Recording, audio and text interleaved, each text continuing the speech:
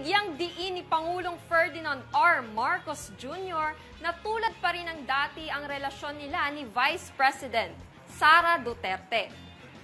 Ito'y sa kabila ng mga pahayag na binitawan ng ilang miyembro ng pamilya ng Vice-Presidente laban kay Pangulong Marcos.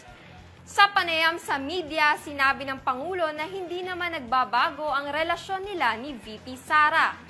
Binigyang diin din ng Pangulo na mananatili ang Vice-Presidente bilang kalihim ng Department of Education sa ilalim ng kanyang administrasyon. Giit pa ng Pangulo mananatili at di matitinag ang unity.